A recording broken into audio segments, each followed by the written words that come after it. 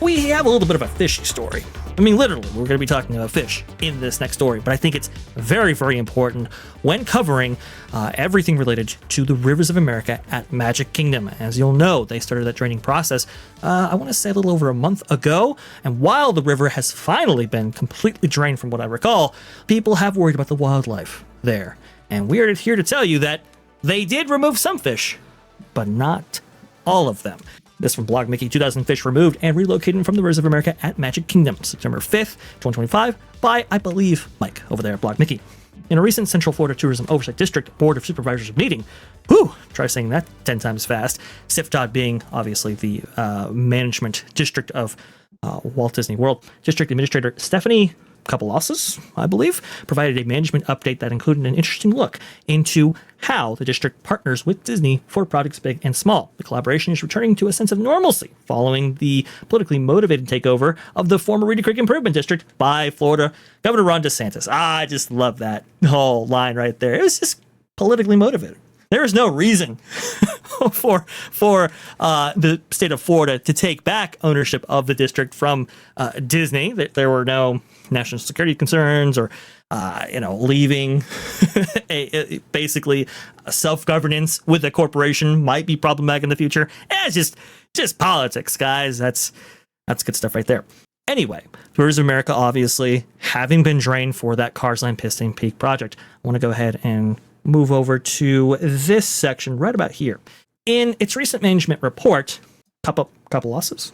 I'm trying. Said that district staff went in, quote, in the middle of the night to try and save the fish. In total, Campbell said that 2,000 fish were moved into the nearby Seven Seas Lagoon, likely via a backstage canal seen connected to the Rivers of America in this aerial photo. And you can see that right there. Not only did Campbell give a total number of fish relocated, but she also provided a breakdown of the type of fish that were moved. 10% miscellaneous, catfish, Seminole, killifish, and mosquito fish. 20% largemouth bass, and 70% sunfishes. Now, why are we covering this on That Park Place, talking about fishes being moved? We're covering this because, for one, this article says that Walt Disney World construction project, Disney works closely with state agencies to not only ensure minimal impact to ecosystems, but to also mitigate new construction with other environmental and water management efforts.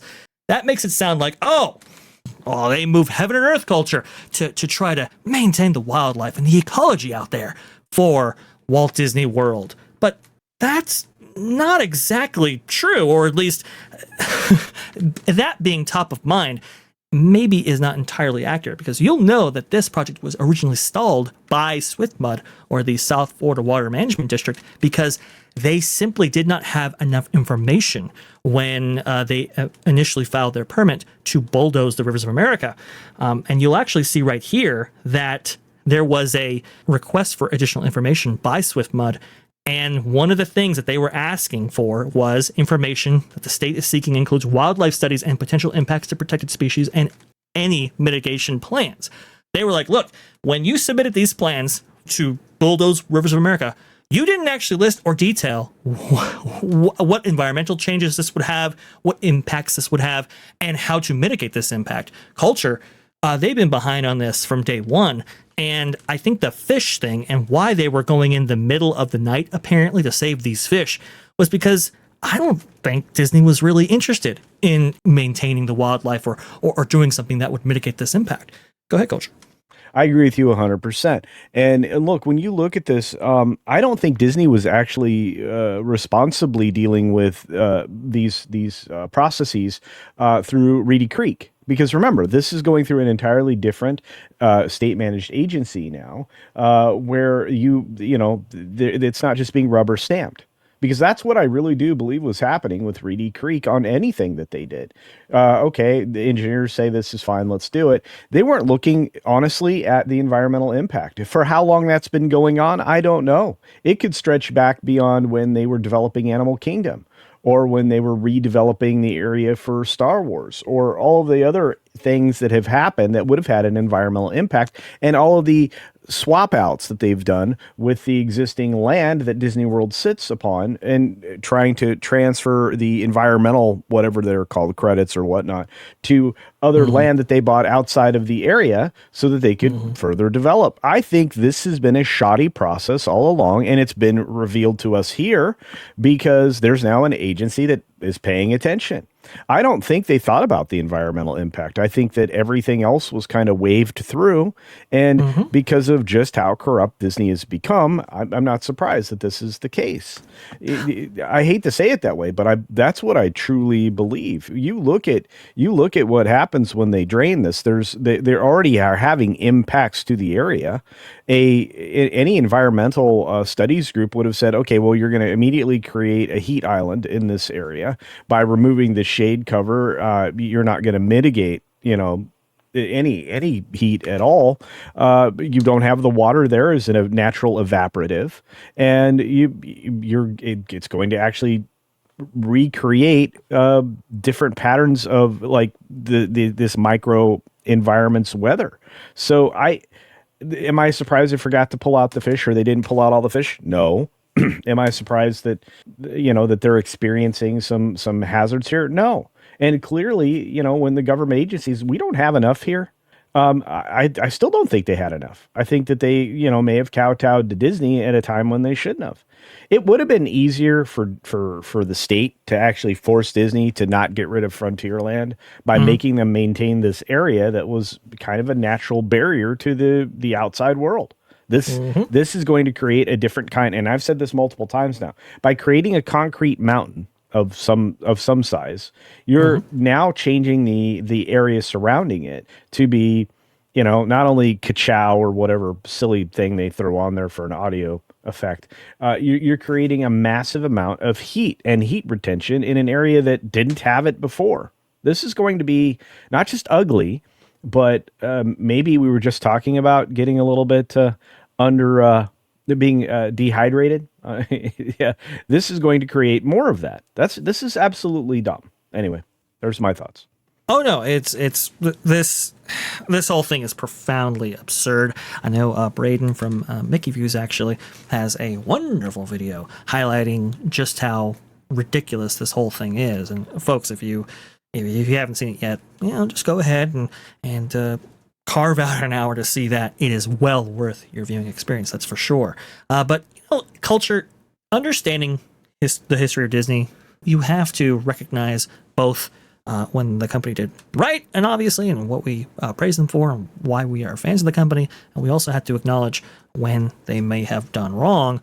When it comes to wildlife at Walt Disney World, Disney's had problems in the past, as this LA Times article from 1989 actually reveals right here, in which Disney, they weren't fans of these wild birds, and they tried to remove them forcefully, and with very bad behavior as it related to how they treated these birds. I'll put it that way. And well, that's they were seeking a settlement for basically environmentalist groups and others that were watching the wildlife out there. I took issue with how Disney treated those birds. But when it comes to the fish, in this particular instance, they didn't get all of them. And as this X poster actually revealed, well, let's go ahead and watch this video and you'll see what I mean. I don't know if you can see this, but these are the dead and rotting fish. Do you see fish? From being dried up. Do you see fish? Yeah, but their carcasses are all like eaten. Where do you see them? Where the flies are. Oh, it's sad. And speaking of those flies, folks, if you're squeamish right now, maybe you want to look away for just a minute or two. Because, well, unfortunately, they didn't get all the fish, and their carcasses, as detailed by that video, remained. And it wasn't good. This by Peekaboo Clown over there in X. The fact that guests have to contend with issues like this, the fact that they, maybe lacked foresight in removing as many fish as they possibly could rather than just 2,000, I think it's demonstrative of a company who doesn't care as much as they used to. And maybe they really didn't to begin with, But there was a time culture, and I think that's why the Florida government entrusted this area of Orlando to Walt Disney World to begin with, right? I think they felt that the company, especially Walt Disney's company, would be trustworthy in this regard, and that simply changed over time as management has changed at the highest ranks of Burbank. Yeah, I think that the reputation alone for Walt Disney himself and his stated intentions, everything that he'd done, he'd completed and done it the right way. And I would imagine that as these parcels were assembled, CIA style, by the way, that's a long story we could get into one day. But creating your own municipality across two counties, is a feat enough. And the fact that you're going to develop them this way, like I said, he was given a lot of latitude because of the faith and the trust that the municipalities felt about Walt Disney, the state in particular. So I think that this is this relationship had really positive and good intentions all along until obviously Walt's death, before he was able to even enjoy the park. So when you start to look around at what it took and the family reputation that Disney had at the time, that's one thing. Where we are now is entirely different. The company's well out of the family's control and in firmly in institutional investors who you shouldn't trust at all, to be fair. So that's one leg of this. So to me, it was a good move to require Disney to answer to the same standards that Universal has to, because that's the kind of company it is. It's a corporation that's held by many rather than, controlled by family. So this is where we're at. To me, this was something to be expected. That's why it's surprising to me. Anybody was surprised that this was going to be the outcome. Disney's reputation for being a good steward of anything is shattered. And, this reveals more than we could possibly imagine. The area stopped being properly wildlife managed a long time ago, which is why we had the incident in the Seven Seas Lagoon that we had just a few years ago. That was an absolute tragedy. With the gator situation and everything else. They used to manage the water and the wildlife very directly with a lot of, intention. Sometime I would say about 2005, 2008, somewhere in there, they stopped. And hence we get tragic stories. We get this kind of thing happening. I mean, this is not the only environmental issue that Disney's been accused of, especially in elimination of some of the forested areas that they created and then just took out. I doubt there was actual, real, genuine environmental survey that was done to decide what the impact of that would be. It's a problem that I feel, like I say, was being ignored for a long time. So, well, I guess we'll see at the end of the day what comes of this. But I think very little at this point. If I were Swiftamud or anybody else, I'd be like, you guys, you got to stop. Whatever you're doing is wrong. We are going to reevaluate this entire project. Maybe that makes Disney do the right thing. I don't know. Disney is incapable of doing the right thing as far as I'm concerned right now. And that's why I think I've been so high on Universal, who seems to be doing the right thing. Yeah. I think they're more considerate overall.